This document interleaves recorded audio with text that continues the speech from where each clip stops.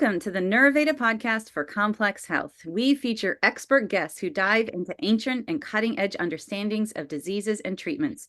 These conversations are about food, lifestyle, and medicine just as much as they are about nature, culture, and politics. I'm Jillian Ehrlich, family nurse practitioner, certified in Ayurveda and functional medicine, coming to you from our clinic, Neuroveda Health in Seattle, Washington. And I'm pretty thrilled about our guest today. Not only is he funny and interesting, but he's also wicked smart. We've got Dr. Gary Stobbe, MD. He's a board certified neurologist and director of the Adult Autism Clinic at University of Washington Medical Center. He's an associate professor of neurology and psychiatry and behavioral sciences. He also directs adult transition services at Seattle Children's Autism Center. He served on the professional advisory boards of the Autism Society of Washington. Dr. Stobbe focuses on helping patients with autism spectrum disorders in reaching their fullest potential and improve their quality of life. He strives to create active partnerships with his patients to achieve the best possible outcomes. Dr. Stobbe, welcome. We're so happy to have you. Thanks, Jillian. Nice to be here. All right. So what I like doing with these shows is kind of like, let's set the stage. So tell us, what is autism? Oh yeah, such a simple question to start with. Thanks, Jillian. Yes. Yeah. So it is a wonderful question actually. My lived experience is as a medical provider, and I was first but I'm now an elder medical provider, so I'm over the age of 60. So I've been in practice for over 30 years, and I actually did my neurology residency training down at UCLA, and this was at a time when there were first MRI studies coming out about differences in the brain for autistic people compared to so-called normal control groups, and as a neurologist, I had a special interest in what's called behavioral neurology, kind of a subgroup. Most people in behavioral neurology focus on neurodegenerative disorders, end of life, like Alzheimer's and such. But I had an interest in development and brain development and behavior. And I had some really amazing experiences in the beginning of I went into private practice after my training. I didn't know exactly what I wanted to do as a neurologist, so I just went into private practice, had some loans to pay off, so kind of make some money. I know that story. Yeah. So but I had exposure to autism in my neurology residency because at the time, one of the founders of applied behavior analysis, which is one of the therapies offered sometimes for people with autism, was founded out of UCLA, Ivar Lovaas, who was a researcher. I had the luxury of seeing kids with autism on the inpatient neuropsychiatric unit getting ABA therapy for these research studies. Now, I thought, oh, okay, all neurologists must see this brain condition we call autism, right? We're neurologists. Well, I get out into practice and I realize I was very unusual and unique. Most neurologists did not get exposed to autism in their training. And in fact, our principal textbook that we studied in my residency, Adams and Victor textbook of neurology, the chapter on autism was one paragraph long, and it said there is no treatment for autism. Oh, wow. Yeah. And what decade was this? That was 1993. So that was right at the 90 to 93. So this was right when DSM-4 just got about ready to launch. So the Diagnostic and Statistical Manual, where autism lives in the medical world. Okay. It lives as a psychiatric diagnosis. Right. Okay. Which is interesting, right? It is. Now, interestingly, Alzheimer's used to live in the DSM. Before they discovered plaques and tangles and the neuropathological changes in Alzheimer's, and then it moved out. So I don't know, will autism ever move out of the DSM? I don't know. We're on DSM-5 and it just got rebranded and changed a little bit into autism spectrum disorder. So I come out, and then I saw a colleague of mine, a cardiologist, son had autism and had a regressive form associated with epilepsy called Landau-Kleffner syndrome. And so I saw this child, and this is like America Online AOL stage of the internet, right? Okay, but yet Uh-huh. The next thing I know, because I was like, oh yeah, I'll see him. This is cool. This is interesting behavior. This is really fascinating. Yeah. Next thing I know, I got a line out my door with patients with autism. How that goes. Yeah. Yeah, and so I come from this medical model, Hmm. okay, that views autism as a disorder. Hmm. All right. I have had the luxury, I'm going to Hmm. call it that, of learning from my patients and families Hmm. in my journey as what I'm now so-called expert in neurodevelopmental disorders, especially in the adult world. Um, and there's this other perspective of autism as an identity, Hmm. and the self-advocates have taught me this, and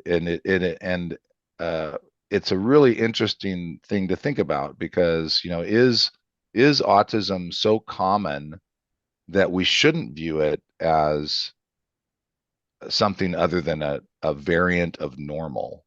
Hmm. Hmm. Or should we view it as a pathology and a disorder? So those conflict, right? And so when you ask that question of what is autism, for me, at my point now where I am, where I came from this medical model and I'm still in it, but I've been influenced by my self-advocate colleagues and friends and families that now it's meshed and it's different situations. So when I do a talk, sometimes I will usually start my talk phrasing this that it represents these two different things, and for this talk I'm coming to you from the medical model. So Hmm. yeah, so I don't know, does that make sense? It does. And as again, as you were saying, like you've learned from your patients, I feel like I have learned so much from my patients about how to talk about and understand all of these conditions, even things like MS or Alzheimer's or Ehlers-Danlos, hypermobility syndromes. And part of what has kind of like I find coming out of my mouth over these years is that it is a spectrum. I mean, it's in the very title, but there is an element of neurodivergence that can be stable and appropriate, and that follows a person lifelong, and they live a long, healthy life, and they reach their life goals with that neurodivergence or with that diagnosis of autism. And there is, on the other end of the spectrum, an element of neuroinflammation that can drive those symptoms. And so it can present pathologically and it can be addressed as a medical condition where there are symptoms which can be uncomfortable or painful in autism. And so sometimes we can address those symptoms. And so it is, whether something is wrong or not, you can't see from home, but I'm doing air quotes. I feel like it's on that level of a spectrum where we really have to evaluate, does this autism negatively impact this person's life? Yeah, Or does this autism like support them reaching their life goals? Does it yeah. give them creativity and insight? And or is this an obstruction? And is there potential for neuroinflammation being a driver that we actually need to treat? And that's a beautiful way to that how you just kind of phrased it. When we opened our adult autism clinic at UW in 2012, I had no idea that we were going to get so many requests seeking diagnosis, that there were so many people that were undiagnosed in the adult world. About 25% of our new patient requests were Wow. people seeking diagnosis, and we were not prepared for that. But often what I do then, in when I see somebody that's undiagnosed, and I focus on the profound end of autism, which is people that have more medical illnesses co-occurring and co-occurring conditions, and we'll talk about that as we go. But the individuals coming in and saying, I think I'm autistic, because I've learned about it, I've heard about it.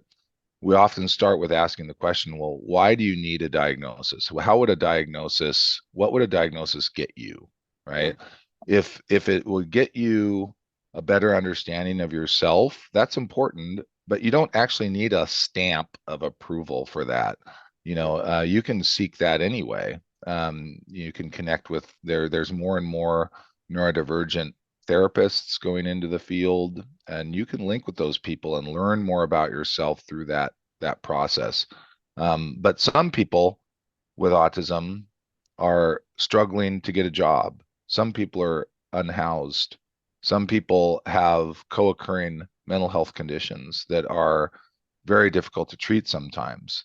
And for those people, it often does help to get a formal medical diagnosis of an autism spectrum disorder, as we call it in DSM-5. And if we transition for a second and think about that, and I'll go back to the question of what is autism, and if instead of being snarky and trying to hide behind the complexity of it, I'll go ahead and answer it straight from a medical standpoint. Right now we do use the DSM-5 criteria, and basically, if you look at autism in its purest form, okay, and I'm going to say that I'll explain what I mean by that term a little bit, but it's basically a social communication differences that are difficult, or if you want to use the word disorder. So I think about it as a neurologist, the social communication network in the brain, which is a huge network, okay, occupies frontal lobe, temporal lobe, deep centers. It operates into the cerebellum, huge diffuse network in humans. And it is one of the, I would argue, the network that has led us to become the power that we are on planet Earth, both for good and for bad. And closely connected in that network is this understanding of self and theory of mind, and also connected is that ability to see into the future and into the past, see outside of your own body and look at it from other people's perspectives. So that social communication network, you see, to be really effective as a social being, you have to take the other person's perspective into account if you're going to be really effective at working in teams, right? You have to recognize that not everybody sees the world the way you see it. You have to recognize that a person might come to a meeting and not, their facial expression might tell you, they might not have slept very well last night, or something's distracting them. They're not their usual self. How do I ask that? So that when you think about the social rules in human culture, the complexity is amazing. It's amazing that we can pull this off in any one day, right? But when you see it absent in a kid, when you see it not developing, that's when you start to say, "Ooh, this is interesting. That social communication network is not coming online like it typically does." And so social communication differences are the core. And then the second core is this interesting association of those social communication deficits or differences with these restricted and repetitive behaviors and interests.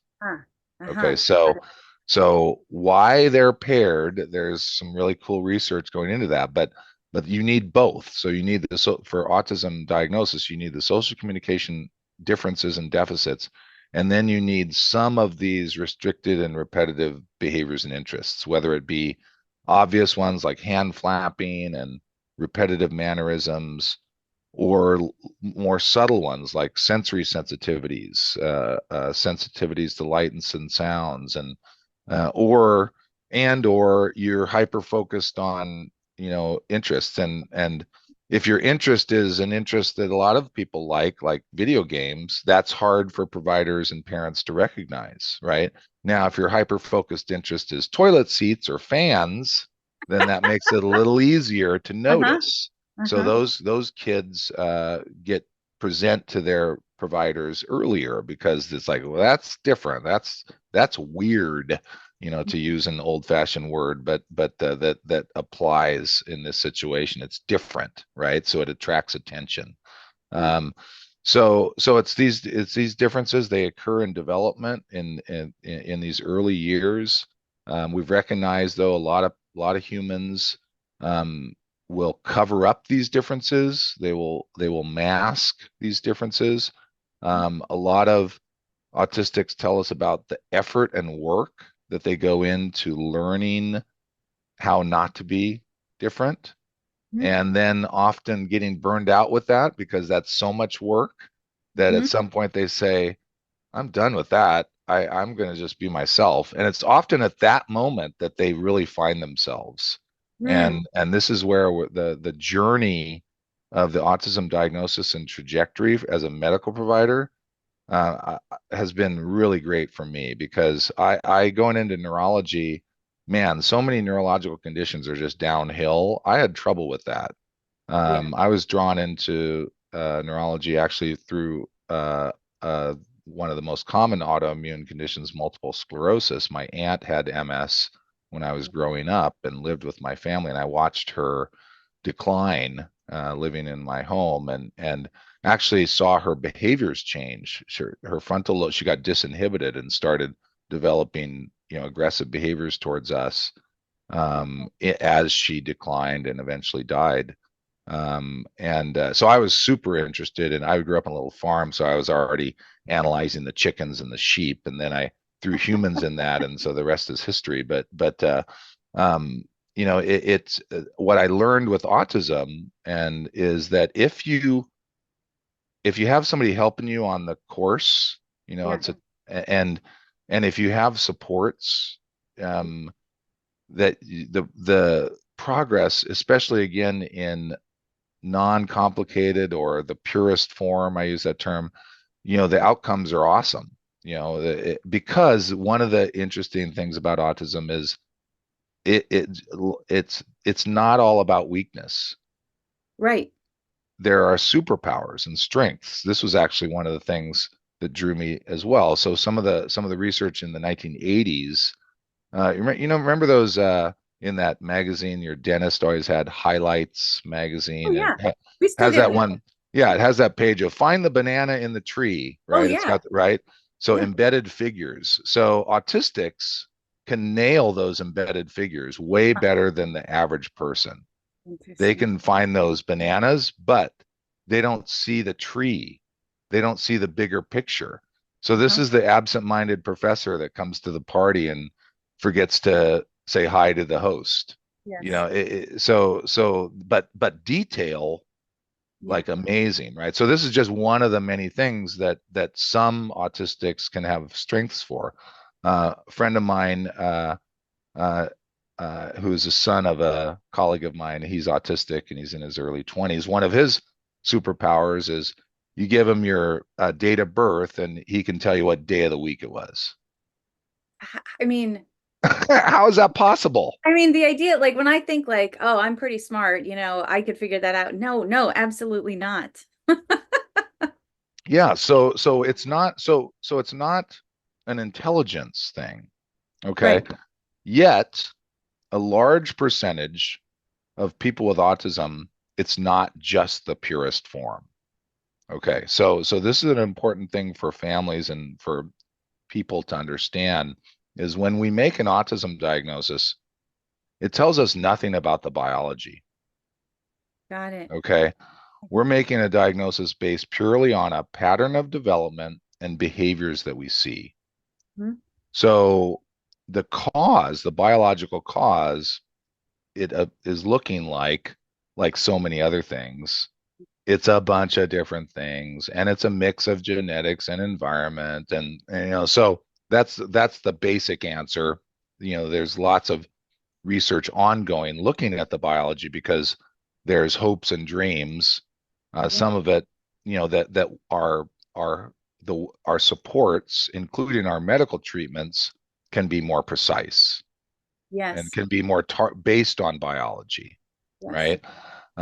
So I think there's a big we're in Western medicine and healthcare in the United States these days. So much is driven by pharmaceutical industry and money, Mhm. and so there's a huge desire, but from the pharma industry to discover these biomarkers, Yes. um, which, as a clinician, I'm happy when they do discover it because it helps my job to be able to help people.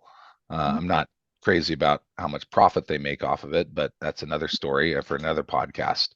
Yes. Um, but so I probably strayed from our discussion, but I think that the point coming back to is that um, the diagnosis is important. These people that don't have the simple form often have co-occurring intellectual disability, Mhm. is what we call it. Mhm. And this is a difficult thing to change, but what we see there is people that struggle in just their daily routines, their adaptive skills. Mhm. These are a group of people that have autism that need help, sometimes even using the bathroom and getting in a car and going into the community and doing the things that they want to do. Um, those people, there's a term now, profound autism, that Huh? has been kind of it is now in our vernacular. It was used regularly at our most recent annual research international meeting. We are using that term now to describe people that need 24/7 supports by other humans. Yeah. Um, and then some people have uh, um, expressive language impairment, so non-speaking autistic people, Mhm. and some of them are literate and discover other ways to write and communicate, type, and are some of them are brilliant from the standpoint of the way we traditionally think of intelligence. Um, so intelligence is a weird one. Again, that like how is it defined? One of the things that's happening in Washington State is that if we're getting supports as an adult through Developmental Disabilities Administration, they're getting rid of the IQ qualifier. So Ah, now it's yeah. So self advocates have led that push to say, hey, some of us our IQ scores are above 84, but we're still struggling. We're struggling getting jobs. We're struggling. Many of us are without shelter. We need help. Because of the other challenges that being autistic can create.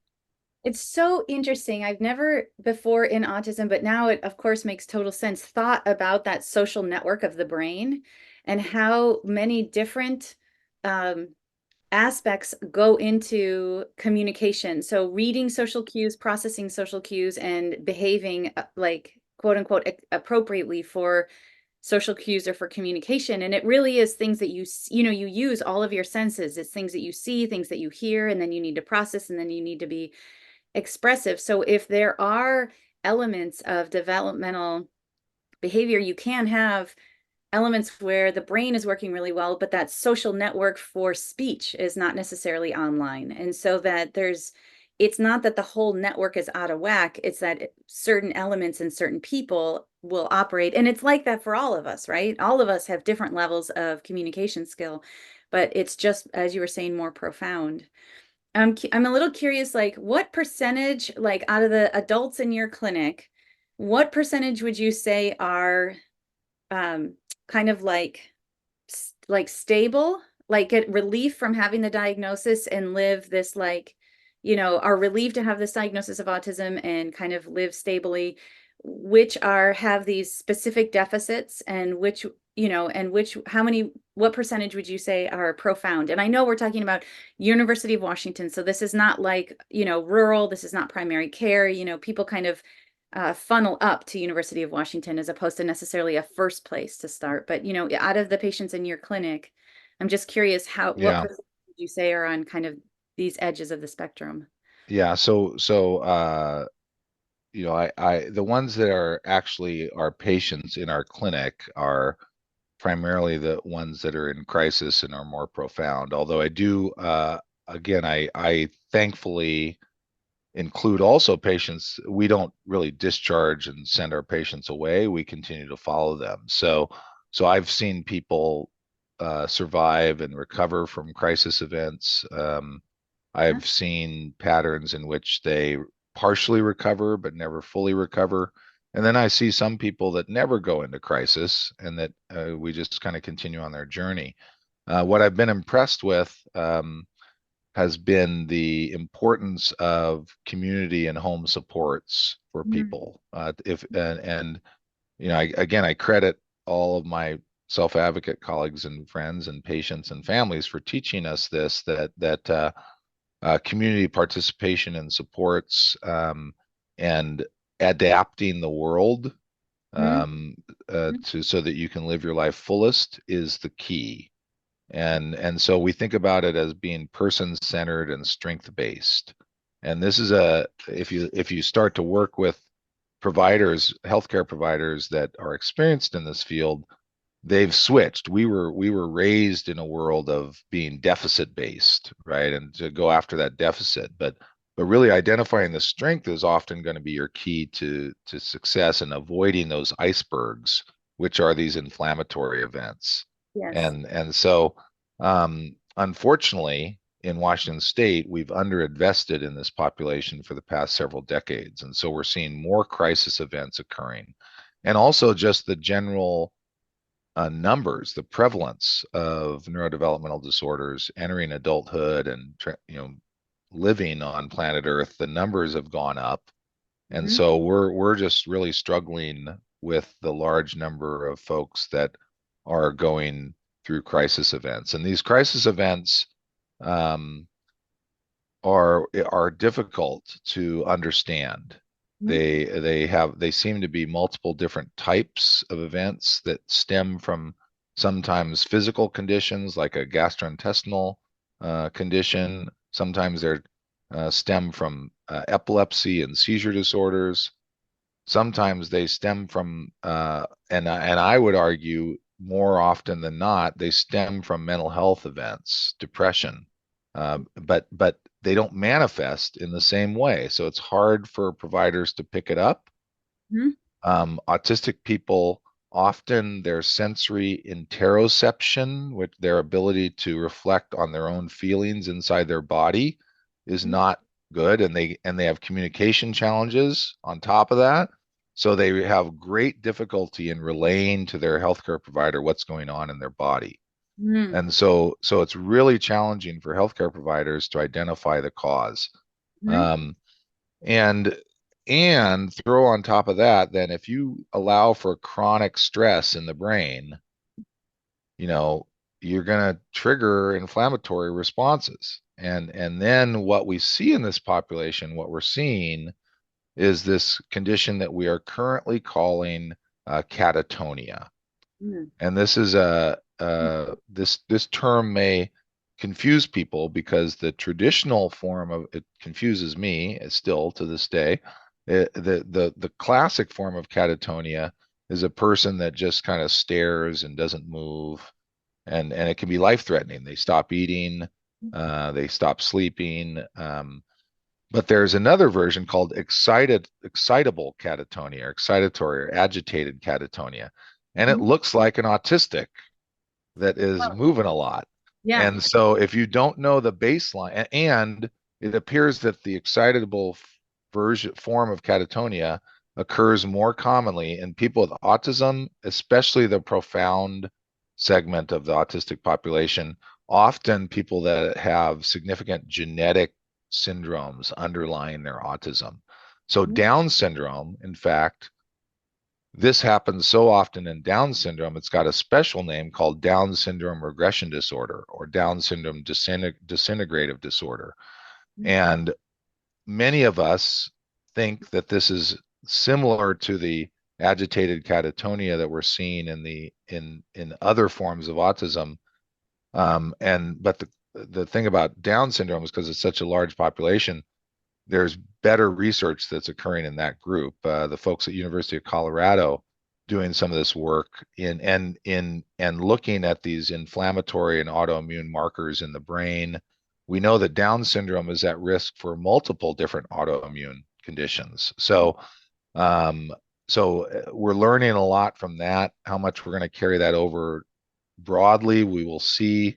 But right now, we're really struggling because the treatment of that, if you can't catch person early enough, is high dose benzodiazepines like Hmm. lorazepam, Ativan. And if that doesn't completely solve the problem, then it's electroconvulsive therapy or ECT.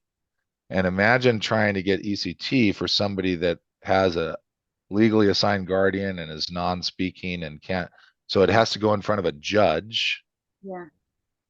and it's often not complete in it doesn't recover the person fully. It stabilizes the condition.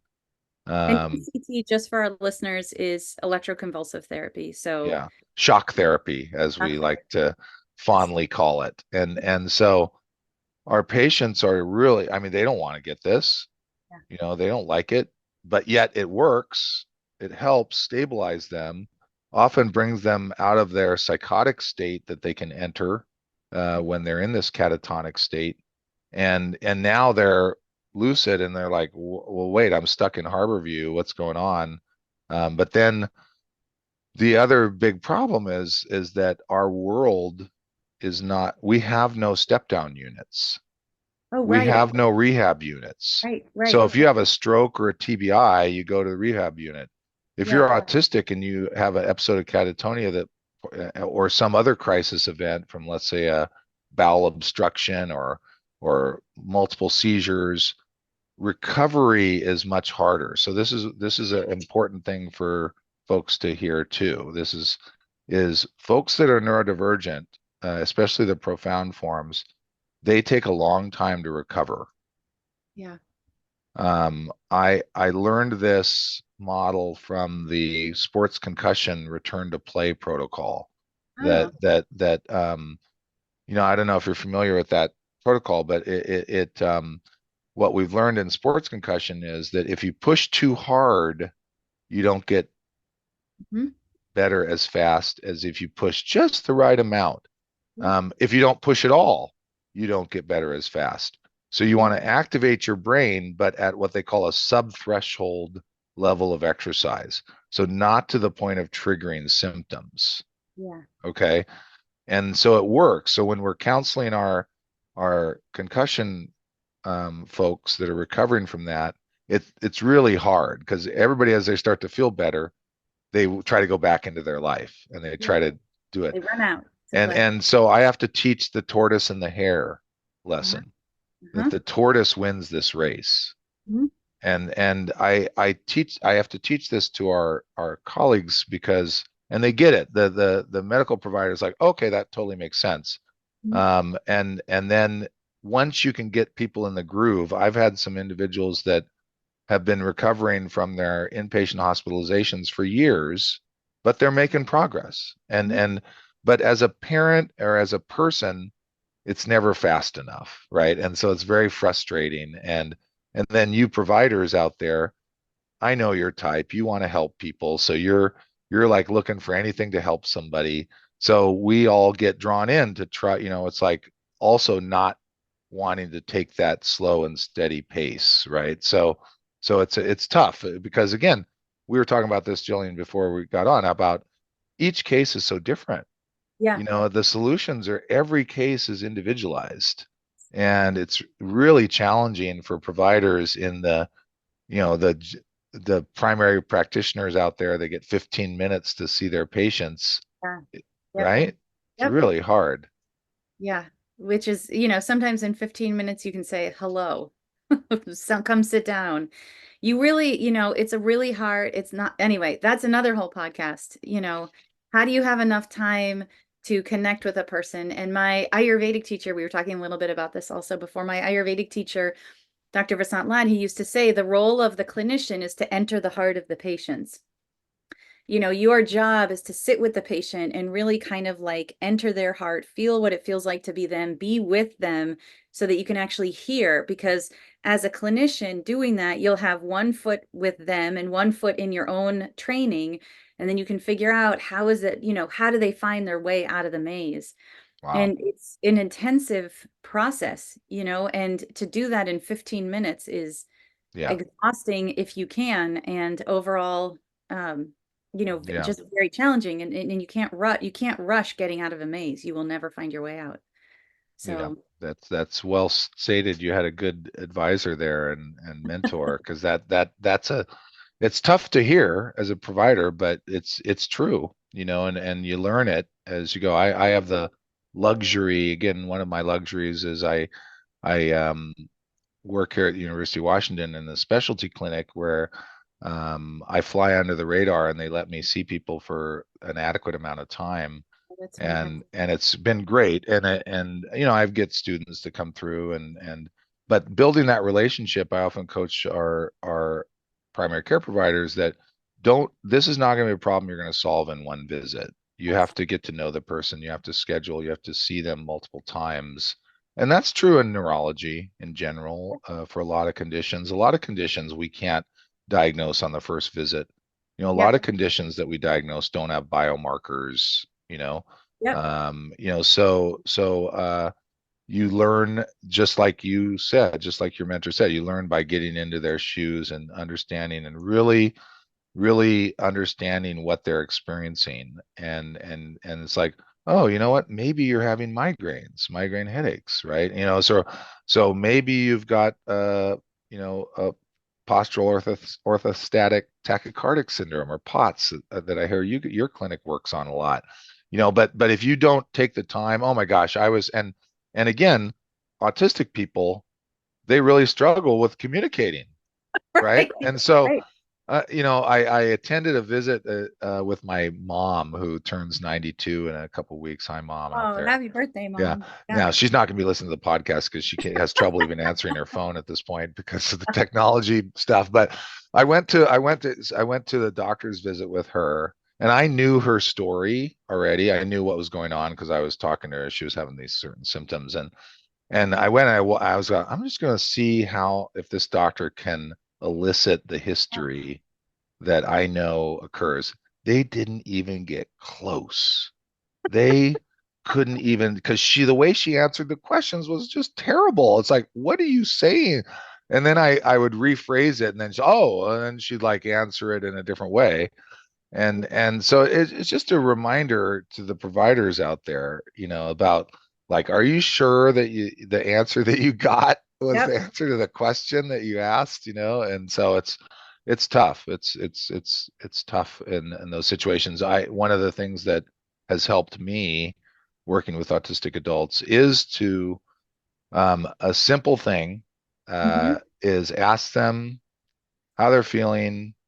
Is this chair comfortable, and are the lights at a good level right now?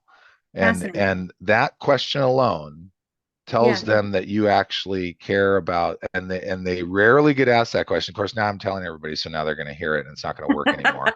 But but but I've often got comments from them like, you're the first person that's ever asked me this. Yes. And so it quickly gets them, to understand that, hey, I'm not their typical doctor, because we've traumatized them their entire life. Yes. The medical system has absolutely traumatized them, not as much as the educational system, but we're a close second, probably. And then Yeah. we'll put the justice system and judicial system on the list as well.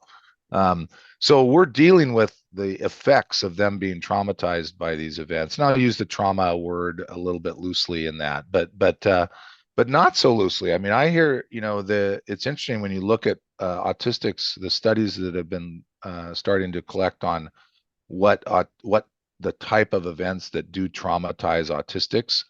It's much broader, and Hmm. what you and I might consider as trivial events are not so trivial, Hmm. with folks. And I have a patient that I've seen over the years that she failed in her job because of an event that happened in school 30 years earlier that she could just never get over.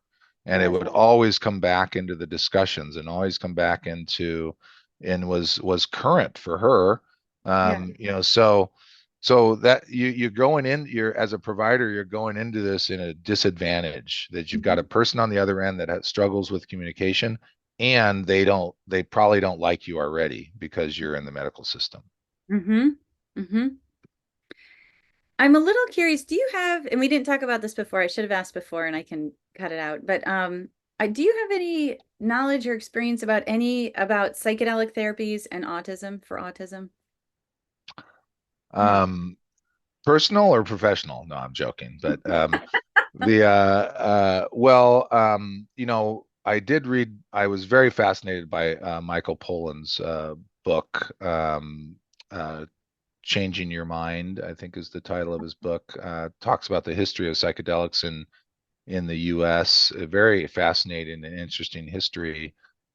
So it actually really helped me, because I've wondered about psychedelic therapies that have been showing evidence of being effective in refractory forms of PTSD and certain mood disorders.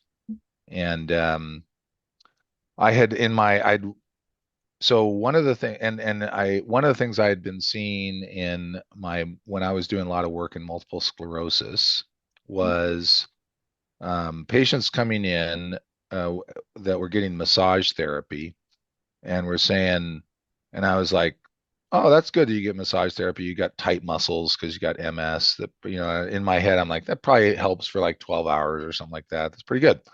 And they're like, no, that actually the benefit was lasting like a week or 2 weeks. Mhm. Like, oh, that's interesting. I wonder why that is.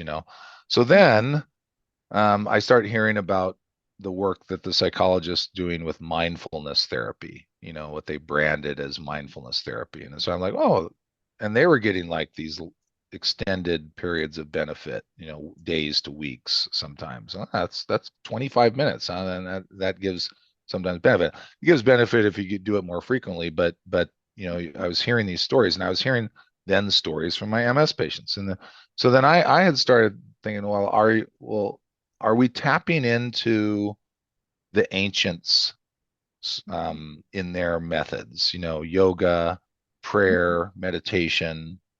And I think we are. And I think the psychedelics give us a window into this because when you look at the research into psychedelics, they are shutting down the default mode network. This like seriously shutting it down. Yeah. So much so that you become a child in your view of the world, where you're so fascinated with the moment, being in the moment, Yeah. and you're not worried about the future, Hmm. i.e., anxious, and Hmm. you're not regretting the past, i.e., depressed. Hmm. You're in the moment, and you're exercising your brain then with mindfulness or with prayer or meditation to be in the moment for short periods, for bursts. Humans Hmm. struggle doing this. Many people really struggle. Hmm. Those really good executive functioners, the project managers and those people that with lots of anxiety, Hmm. they spend a lot of time outside of the moment. Yes. Yeah. Yeah. Okay. So these exercises to bring you in the moment. So I've done this over the years. It's probably one of the reasons that I'm not in the hospitalized, for my own, mental health burdens, Hmm. is to manage my day. I go for a walk and listen to music, Yeah. Yes. and I'm gone during that. And during that time, actually, my brain then is like going into these like creative things or these stories or different things, right? But it's not my worries, right? Right. Right. Um, so it's I think that's what, and that could be what ketamine is doing also. That could be what cannabis is doing. So excited about that line of research and how do we safely use those therapies. Um, I vote stick with prayer and meditation and yoga just because they're so well proven over the years as being helpful for humans living their life on the planet. And I kind of they seem to be pretty safe, Yep. but I mean, I think if you're talking about a natural thing like a magic mushroom, maybe there's some safety there too. Although not everything that's natural is safe. Remind Right. ourselves that opium is natural and is not, As and is you cyanide. could exactly. So exactly. So just because it's natural doesn't mean it's safe. It's like E. coli. Exactly. Yeah. Yeah. Hey, So what do you think? Yeah. Okay. Go ahead. I'll let you. I was just all of a sudden going to take over and start asking you questions. I'll stop. I won't do much. that. I won't do This is conversational. Whatever. You're the that. boss. Well, why did Um, you ask that question? You must have had some origin for that question. well, we do ketamine assisted psychotherapy at our clinic. Yeah. And I have definitely there Yeah. What is do you think? What are you seeing? What do you think? well, so when I was learning about ketamine and did my training, we learned about the neuroplasticity that it can trigger and the Yeah. brain-derived neurotrophic factor it can release. And Yep. so, as we're Yep. talking this entire conversation about autism, in some ways is about struggle for communication as well as a rigidity, and rigidity is kind of the opposite of a neuroplasticity. Yeah. of the ways we can help people make their lives easier is if we can help them kindle neuroplasticity. And that's part of what ketamine does. And I have definitely seen that in the clinic.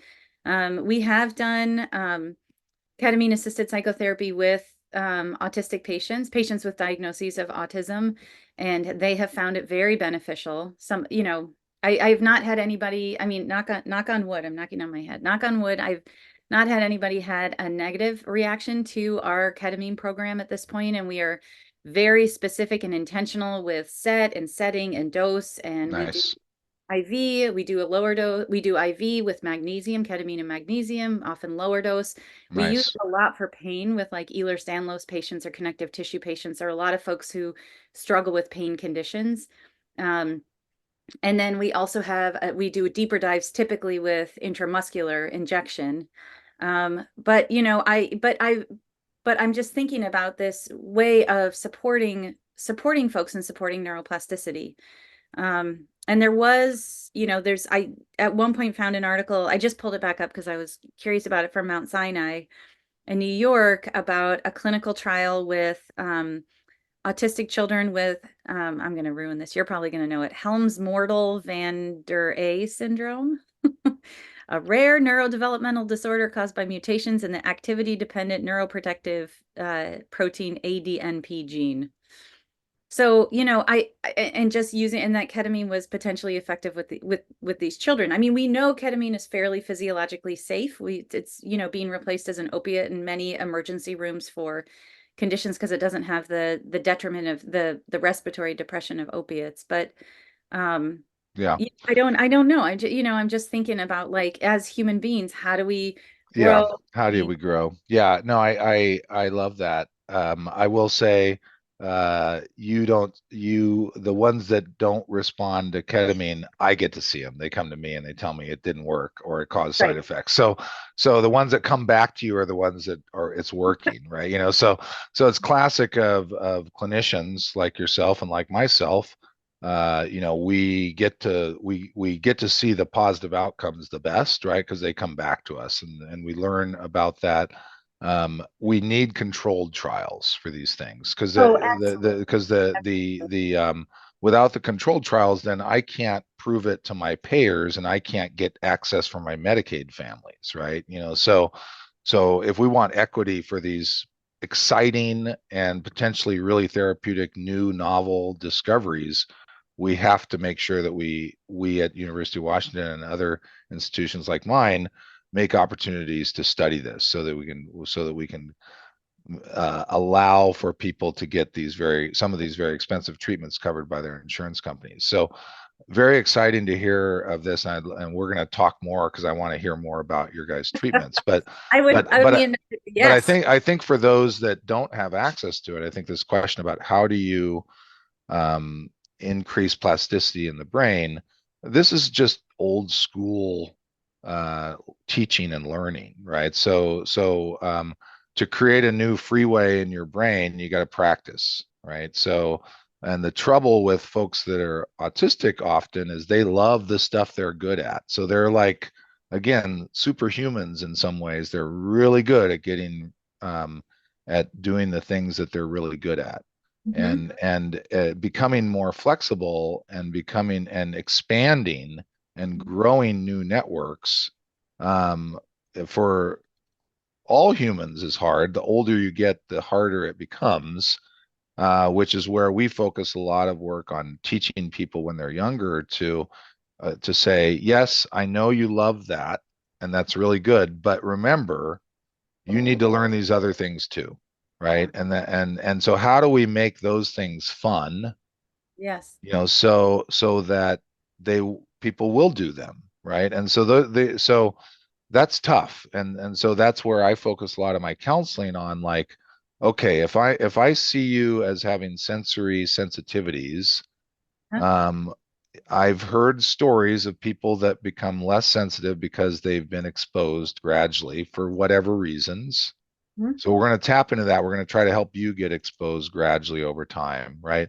And again, this is where it's people don't like this solution because it takes too long, right? Mhm. But it is the most natural solution, right? Mhm. So I think when I think about the brain, the plasticity of the brain and these networks, I clump it into what I would call storms or natural change over time. So if I'm looking at the Sahara Desert, right, and I'm doing time lapse photography, I see it change, right? But if I look in just without the time lapse photography, the only time I'm going to see it change is a big storm comes in, right? So most storms in our brain are traumatizing, uncontrolled storms. A Ah, bullet in the head, a stroke, a traumatic brain injury, an encephalitis. Um, I think some of those storms can be psychological storms. So psychologically traumatizing events like PTSD yeah. can dramatically, acutely change the landscape. Mm, Um, and I think some of these, I think this may be how psilocybin works, but in mhm, a positive way, mhm, right? It's a storm. I mean, when you look at some people with a single dose of psilocybin can change their outlook, uh, mhm, and it changes the direction that their life is going, mhm, right? And more common than not in a positive way because their life had been on a bad trajectory before. mhm, Okay. But again, I think I try to encourage people to recognize the even more natural, safer way to do gradual pressure, and mhm, that's through learning, and that's through your lifestyle. mhm. Um, but again, you're only going to practice something long enough if you like to do it. If you don't Yes. like it, it's going to be really hard, really hard. There are strategies, though. A story that I always remember: an attorney who had cystic fibrosis. Mhm, There are now cures for some people with cystic fibrosis, but most people with cystic fibrosis to live, they have to take like these inhalers and they do these lung treatments and they're on multiple medications. She showed a picture, she had a slide of all of her treatments. It was wow. just like, oh my Yeah. God. So she was a fashion person. She loved dress. And so what she did, she built this strategy, which the beginning of the month, the first week of the month, she'd go shopping at like Huh? these really nice stores. And she was an attorney, so she goes shopping. And she's like, oh, that looks really nice. If she continued her treatments successfully the second week, she Uh-huh. bought the item. If Uh-huh. she continued the third week, she wore it. And if she continued at the end of the month, she kept it. Oh, And that's she, fantastic. right, right, she did this every week. So she built in this positive reinforcer to the Yeah. thing that she hated, Yes. and then Yeah. she was able to overcome it, and then her life was so much better. So those are those strategies of counseling about like how do you build into this change on this planet that is really driving you crazy, Hmm. right? With all the lights and noise and social media and people dissing you and like people not supporting you and all the chronic stress that this planet is giving us right now.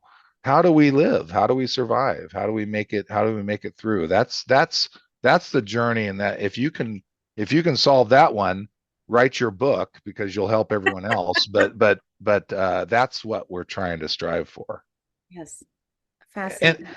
and the cool thing is anybody can have a success then. And this was one of the cool things I saw in from my parents. I'd see parents go through three kind of major stages. The Mhm. first stage of shock and awe when you Yeah. make the diagnosis. Mhm. Okay. And then parents often go down the cure rabbit holes trying to cure autism Mhm. in their child. Mhm. But most of those parents, thankfully, also start shoveling the coal into the furnace, and like they get them into preschool, they get them into special ed, they take care of their medical health, they do all this work. They're doing that for years, and thankfully, the kids are making progress because Mhm. they do, right? And so Mhm. they get out of that initial phase, but now they're in just the working hard, which is kind of parenting humans in general is like, oh my gosh, it's a lot of work. These kids are even more work for the families, to keep them on track, right? But even the kids with profound autism, when those parents get to the third phase, which is celebrating their child for who they are, that's beautiful. I'd see the change like I would do these like annual visits, on the ones that are doing okay.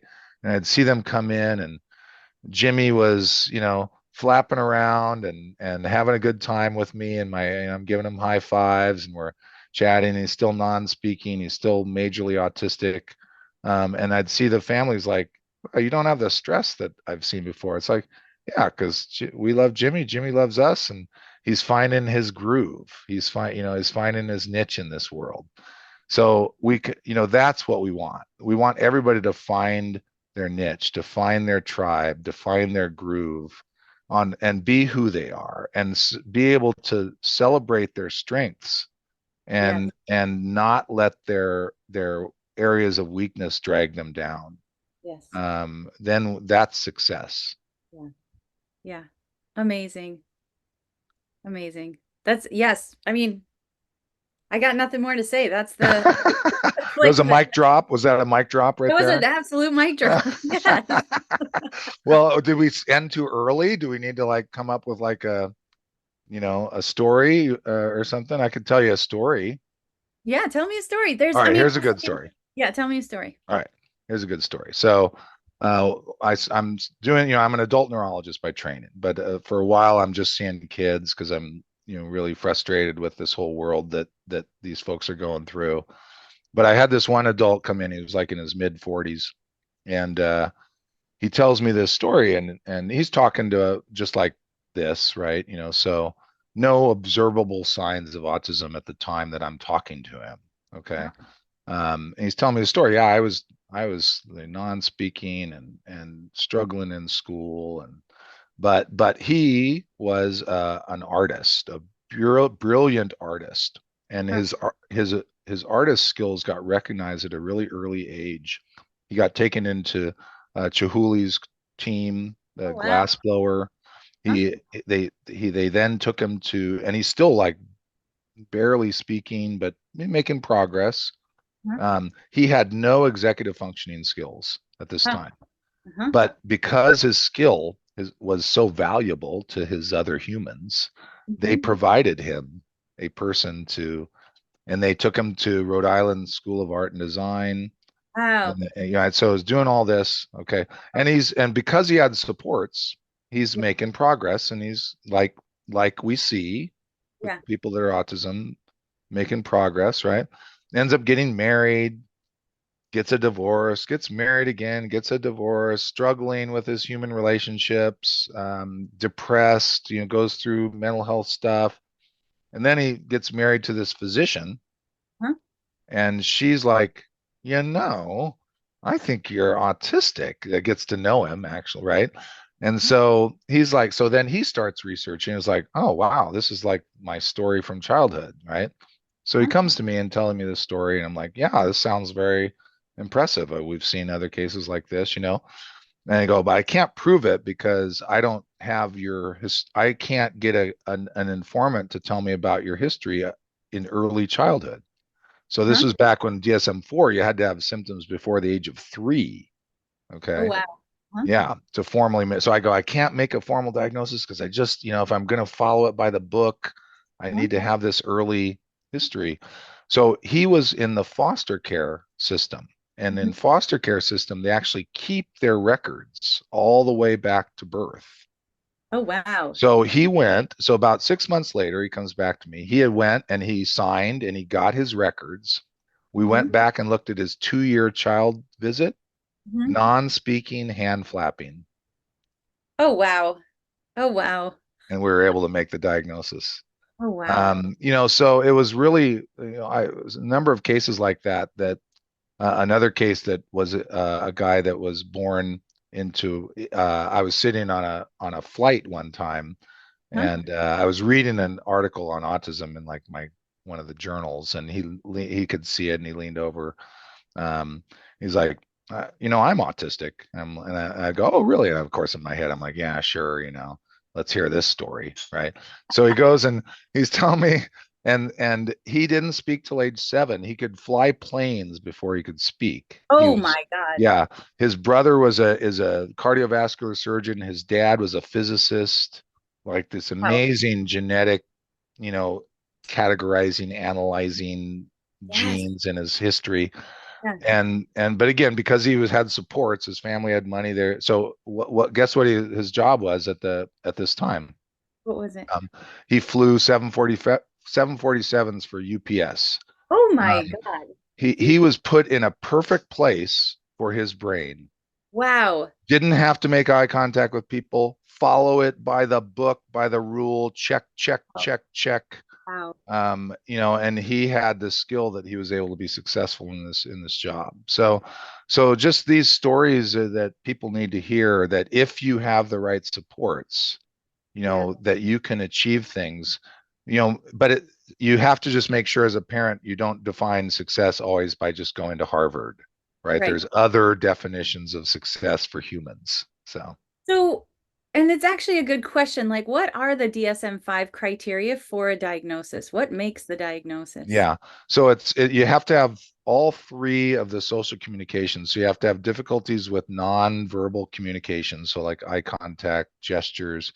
You have to have trouble understanding reciprocity, back and forth communication. And you have to have trouble making and maintaining friendships. So you have to have kind of all three of those. Then you have to have two of the four on the restricted interest and repetitive behaviors. So you have to either have like sensory and some motor flapping, or you are really bothered by change and you can't read anything other than World War II artifact books published in Norway.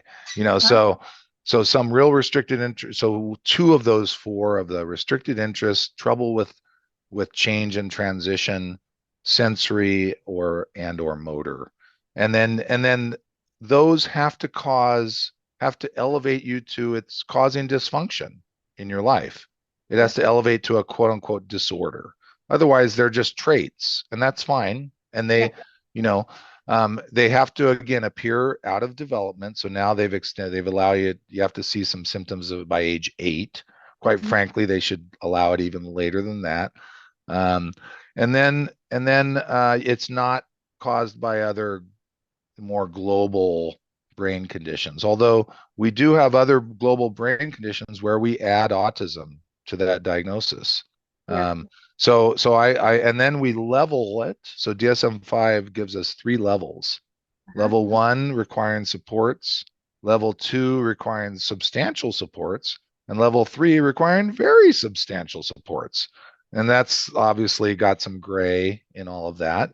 And then we add these qualifiers. So we say autism spectrum disorder, level 2 with intellectual disability or without intellectual. So it's with or without intellectual disability and with or without expressive language impairment. And so Right. now I can tell one of my colleagues then, oh yeah, this is ASD level 3 with ID and language impairment. That's better than it was before. So that Yeah. gives me somewhat clarity. Yep. Um, but it's still a mess. It's still very confusing. It's still not biologically based. Yep. So we will see if it stays in DSM or if it moves out eventually, or does it get subcategorized so much that it just becomes just a social, um, uh, kind of entity of being autistic and it no longer is a medical diagnosis. I don't know. I don't know what direction it's going to exactly go. And how do you how do you differentiate with early trauma? Like if somebody lives under an incredibly oppressive early trauma, and that would naturally drive, logically drive social and communication, you know, abnormalities, Yeah. regularities. How do you distinguish? Jillian, I love how you ask me these questions that have like 1 hour answers. So, I know. I know. It's been like a lifelong problem, I will admit. but it tells me about your mind because you think about these really interesting things and these questions, and I think that I kind of implied earlier that I'm a believer that psychological trauma changes the trajectory of can change the trajectory of brain development. Yes. Yeah. And so I actually just gave a talk on this about when does brain injury stop being a developmental condition and become an acquired condition. because Ah, we use the term acquired brain injury in childhood, yes, TBI. yes, And but we also see trauma at birth, anoxic brain injury. We accept that that can cause autism, but we don't accept mechanical TBI at a later age as causing autism.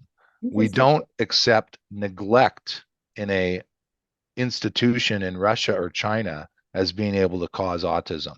Yeah, Yet, studies show the impact on brain imaging in those children. yes, So I would argue that deprivation of social contact and or traumatizing social contact yeah, at early life can result in significant changes in the brain that human might struggle with the rest of their life. yeah, absolutely. Yeah.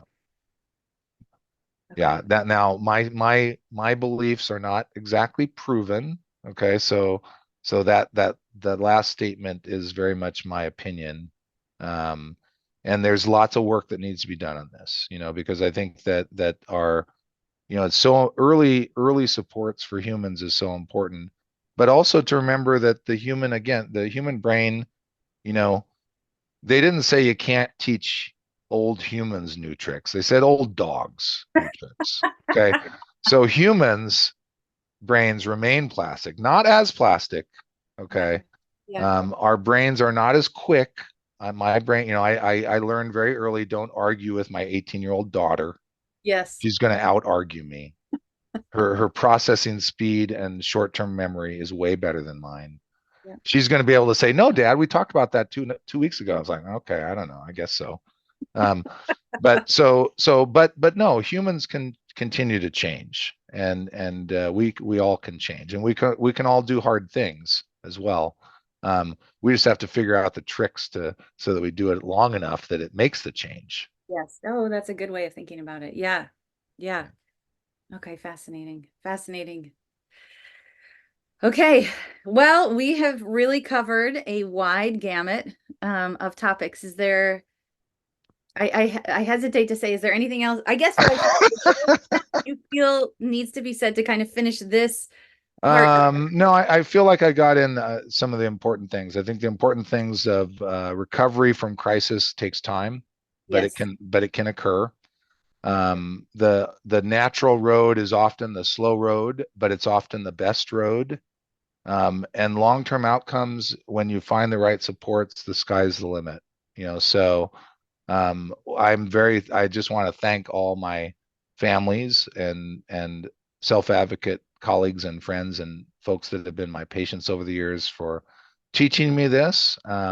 I have failed in so far in getting this into our general curriculum within medical school and residencies, but we're working on it.